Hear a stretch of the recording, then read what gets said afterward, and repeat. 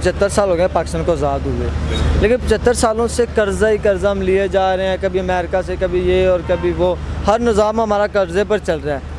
क्या तरीक़ाकार है कि हम एक तो कर्ज़े से बचें आने वाले वक्त में और ये हमारा कर्ज़ा उतर भी जाए। सबसे पहला जो पॉइंट है ना वो ये है कि हमारे मुल्क में, आप मुझे ये बताएं कि हमारे मुल्क में आज तक जो है वो कौन सी ऐसी मैन्युफैक्चरिंग हो रही है कि जिसकी हम ये कह सकें यार ये मैन्युफैक्चरिंग पाकिस्तान में हो रही है तो हमें फ़ायदा हो सके और हम ये चीज़ें बाहर के मुल्कों को सेल आउट कर सकें।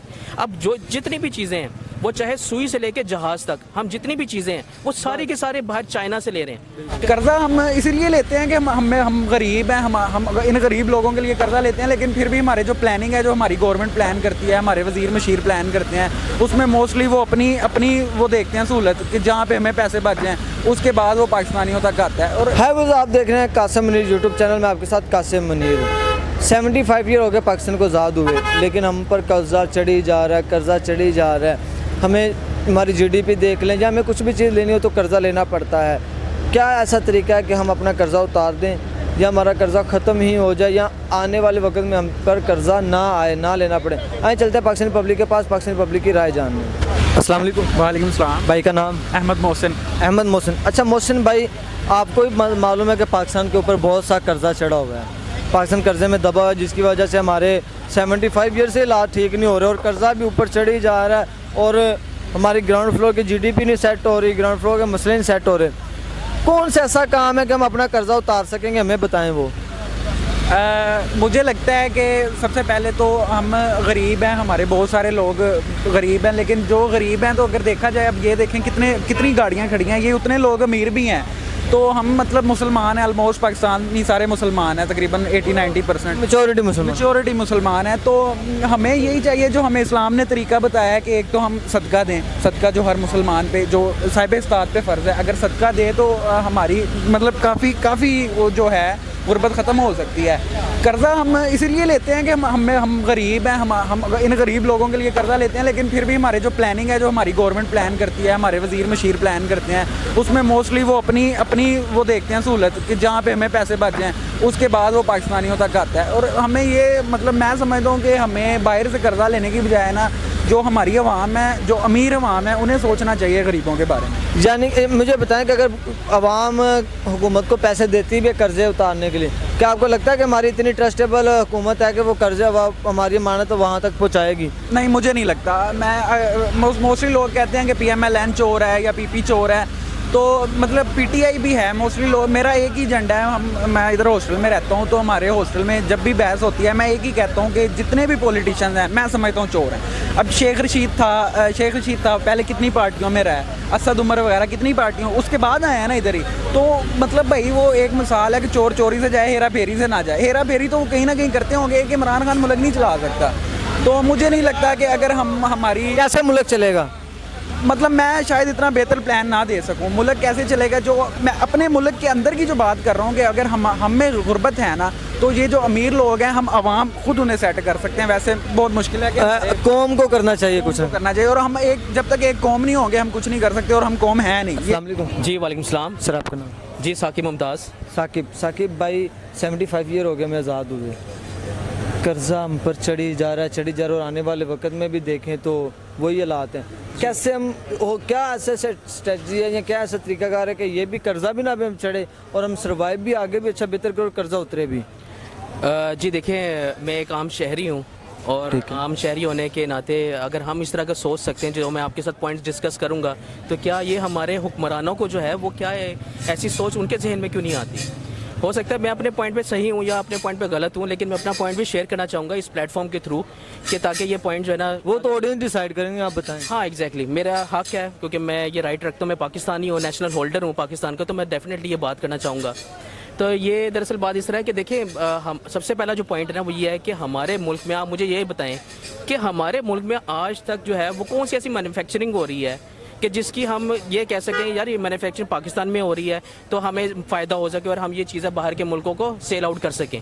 अब जो जितनी भी चीज़ें हैं वो चाहे सुई से लेके जहाज़ तक, हम जितनी भी चीज़ें हैं वो सारी के सारे बाहर चाइना से ले रहे हैं, कहीं हम अपने दूसरे डेवलप कंट्री से ले रहे हैं, उस तरह देखें जो हम अंडर डेवलपिंग कंट्री से ले रहे होते हैं या फिर इस तरह के मुल्कों से ले रहे होते हैं जो चीज़ मैन्युफैक्चर खुद कर रही हैं। अब देखिए चाइना ऐसी वो मार्केट बन चुकी है जो सुई से लेके जहाज तक सारी चीज़ें बनाती है और हमारे मुल्क में और हम उनके खरीदार हैं। देखिए जी हमारे घर के अंदर, मैं अपने घर की बात करूं तो मेरे घर में जितनी भी चीज़ें इस्तेमाल हो रही है ना वो मेड इन चाइना है। तो हमारा जितना भी ज़र मुबादला है और जो डॉलर्स है वो सारे बाहर के मुल्कों में जा रहे हैं, हमारी मैन्युफैक्चरिंग खुद नहीं हो रही। और इवन के आप ये देखें कि हमारा एक एग्रीकल्चर डिपार्टमेंट वो है, मुल्क है एग्रीकल्चर, 70% हमारी जो ज़मीन है वो एग्रीकल्चर है। हम अपने जहाँ पे काफ़ी चीज़ें अनाज वगैरह उगाते भी हैं, लेकिन उसके बावजूद भी हम बाहर के मुल्कों से भी इम्पोर्ट करते हैं।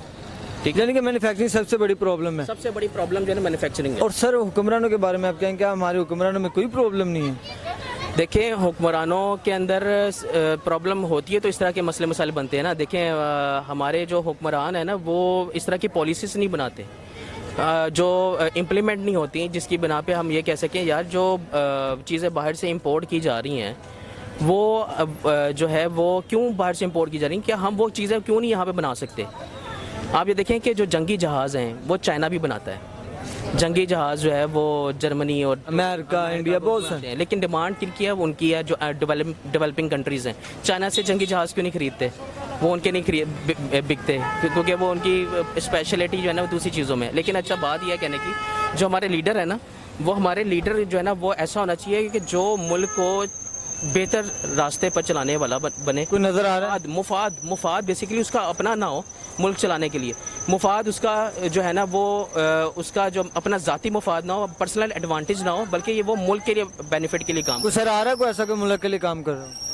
देखें जी जैसी आवाम होती है उसी तरह के हुक्मरान होते हैं, लेकिन अब अगर बात की जाए तो हमारी आवाम को भी शऊर आना शुरू हो गया है। आ गया? आ रहा है। अब ये मैं नहीं कहूँगा कि आ चुका है, आने में और आ चुके में बड़ा फ़र्क होता है। अस्सलाम वालेकुम। वालेकुम सलाम। भाई का नाम? असद। असद सामने देखो आप, आपका नाम? हसीब।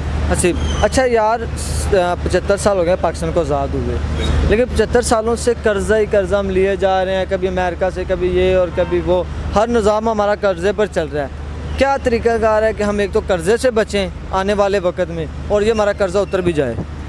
हमारे हुक्मरान सही होने चाहिए। हुक्मरान सही हो जाए? जी। क्या आपको लगता है कि ये जो हमारे हुक्मरान ये सही हैं? नहीं। कहाँ से आएंगे वो सही हुक्मरान? बस अब उनको ही पता होगा, हमें कहाँ से पता? नहीं, आप एक कौम हो ना, पाकिस्तानी कौम हो ना, आप कैसे, आप मुझे बताएं कि हम वो हुक्मरान कहाँ से आएगा जो आपको सही लगता है? बस अब देखें, अभी जो इमरान खान आया वो भी सही है, अब देखें वो कुछ करेगा। उनके आने से उम्मीद है कर्जा उतर जाएगा? बिल्कुल उम्मीद है। आपको क्या लगता है, क्या कौन कैसे क्या तरीकाकार है कि कर्जा भी उतर जाए और आने वाले वक्त में कर्जा भी ना चढ़े? भाई ये चीज़ें बहुत ज़्यादा महंगी हो गई, चीज़ें बहुत ज़्यादा महंगी होंगी जिसकी वजह से कर्जा क्या, इधर बंदे ने किसी को कर्जा दिया है वो नहीं उतारा जाता, तो पाकिस्तान का पूरा कर्जा कैसे उतारेंगे? उसका क्या वही तो मैं कह रहा हूँ, क्या हुक्मरान हमें अच्छा चाहिए या अच्छी कौम चाहिए? क्या हम अच्छी कौम है? हाँ हम कौम अच्छी हैं। हमने देखें अब जो डैम बन रहा था उसके लिए कितना फ़ंड इकट्ठा हुआ है, ऐसा ही है, तो हमारी कौम ने दिया वो, लेकिन वो फंड लगा ही नहीं सही तरीके। देखें ना, अब हुक्मरानों की गलती है, वो कौम तो सही है, हमें चाहिए कोई उस्मान जैसा, कुल्लुस उस्मान जैसा, उस्मान जैसा चाहिए आप? कुल्लुस उस्मान जैसा हमें कोई हुक्मरान चाहिए जो नज़र आ रहा है कोई हमारे भी? फिल वक्त कोई नज़र नहीं आ रहा, मेरा अभी ID कार्ड नहीं बना, लेकिन मैंने सोचा जब मेरा वोट बनना मैंने किसी को वोट नहीं डालना, इसी वजह से क्योंकि कैपेबल ही कोई नहीं है इस वोट। कोई नहीं है, जो भी आता अपनी पेट की तरफ देख रहा है, किसी की पेट की तरफ नहीं। कहाँ से वो हुक्मरान आएगा? क्या कौम से नहीं आएगा? वो आएगा तो कौम से ही, लेकिन कौम में बेदार नहीं है मेरे हिसाब से। अभी बेदार नहीं है ये, कैसे बेदार होगी? अब ये देखें, आप बेदार हैं या मैं बेदार हूँ, कितने कम बेदार हैं? यानी कि हम खुद ही कैपेबल नहीं है कि हम अच्छा डिज़र्व कर सकें। हाँ, यानी हमारे जैसे छोटे दर्जे से करप्शन शुरू होती है और बड़े दर्जे तक जाती है, फिर हुक्मरान भी करते हैं, सारे करते हैं। तो कर्जा उतारना, हमने कैसे कर्जा उतारने के छोटा साल बता दें। कर्जा उतारने के लिए फिर फंड इकट्ठा करें, जैसे डैम के लिए फंड इकट्ठा किया है। आपको लगता है कि हमारे हुक्मरान पहुँचाएंगे हमारा फंड, कर्जा उतार देंगे? नहीं ना उतार सकते, फिर नामुमकिन सी बात है ये।